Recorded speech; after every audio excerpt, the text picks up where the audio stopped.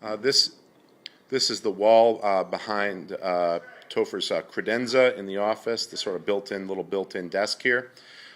We do have one outlet up high as a convenience in the middle, but I think it would be nice if we also put one down low under the desk, as well as the phone and data ports that were shown here and here.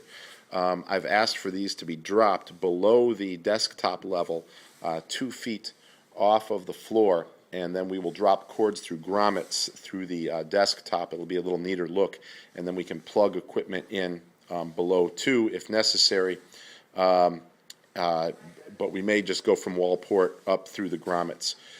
Anyway, it'll give us just a little bit more flexibility and an opportunity for a neater look in the credenza area. Okay, this is the door behind the door area at the entrance to Topher's office, sort of on the left as you enter, behind the BBA pocketing door.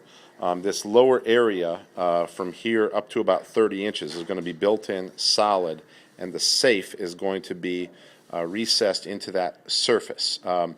Then there will be like a countertop type surface. It'll be wood at 30 inches high. From there, the inside is going to be built out like a cabinet interior with adjustable shelving. Inside at the back right corner, there will be enough power to put any kind of devices, as well as ports for computers and other things.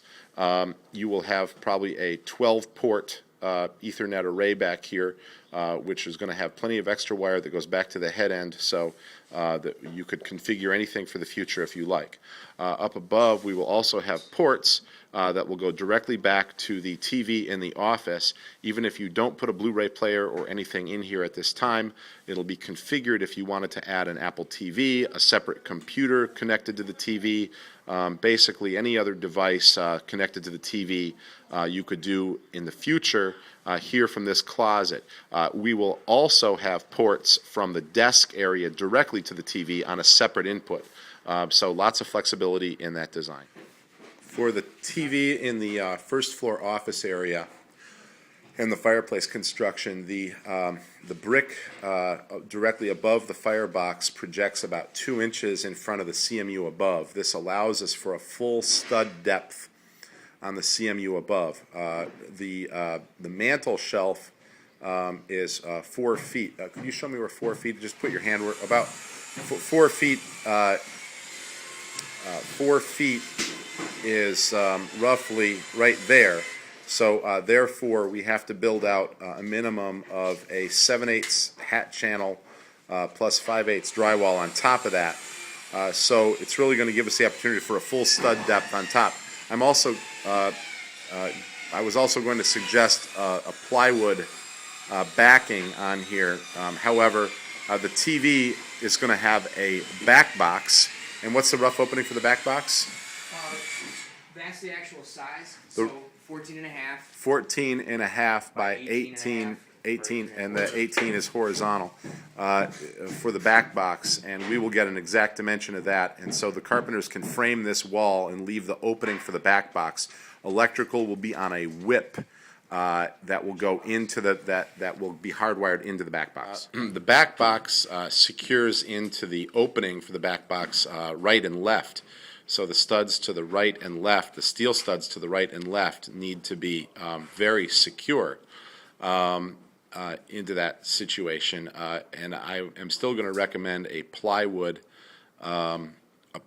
plywood layer on top of the steel studs for mounting above and below, or we could do inset blocking between the studs, but quite frankly, if we can give up like a ½ inch, I think the solid plywood is going to give us a better arrangement here. Ceiling speakers in Topher's office is going to be centered off of the fireplace here in the middle, and then one over here and one over here in the middle bay.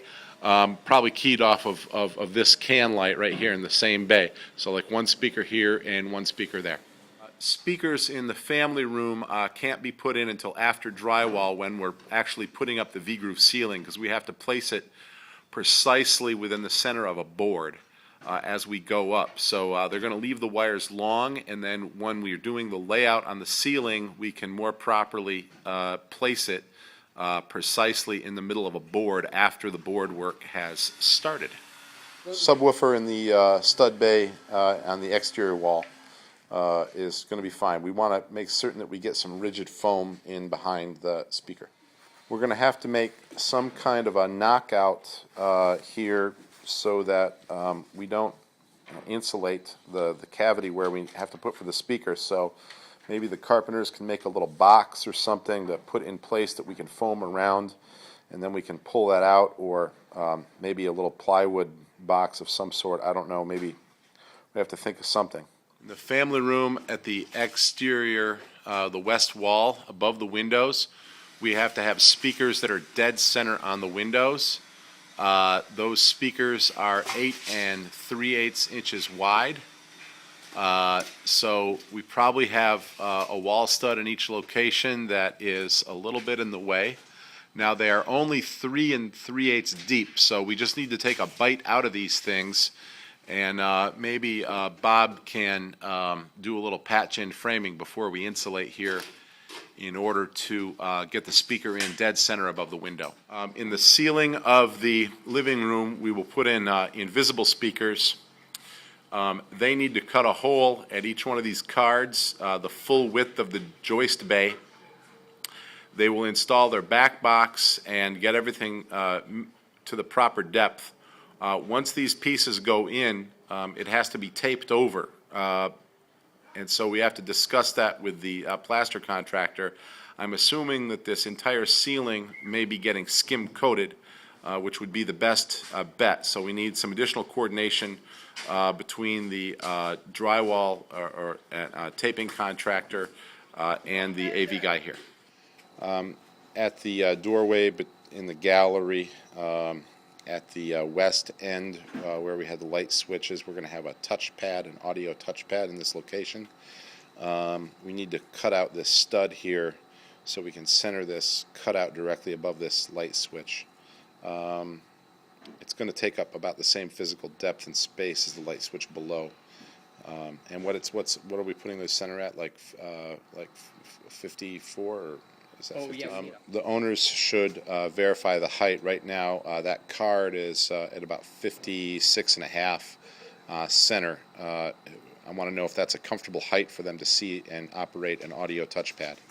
We need shutter dogs, or we need to fasten the shutters at the third floor dormer because they're flipping around in the wind.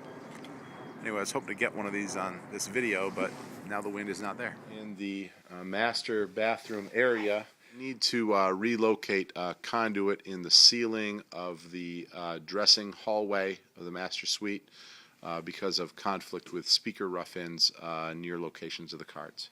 I'd like somebody to remove this HVAC boot over here because we're going to relocate this to the left in that cavity, and I'd like it to be taken down as soon as possible so nobody overly plans. Master bedroom TV, we have the same height from the center, from the floor of the firebox to the center of the TV, about 5'9" Here I think we're going to use an articulating arm because we have a recess, and we were able to squeeze the TV back into the recess a bit. With that, we'll use a larger back box construction with this as well. Do a little bit of framing here. We need a little bit of a cubby hole here for equipment, and I'd like to get rid of this stud over here and widen the opening a little bit more.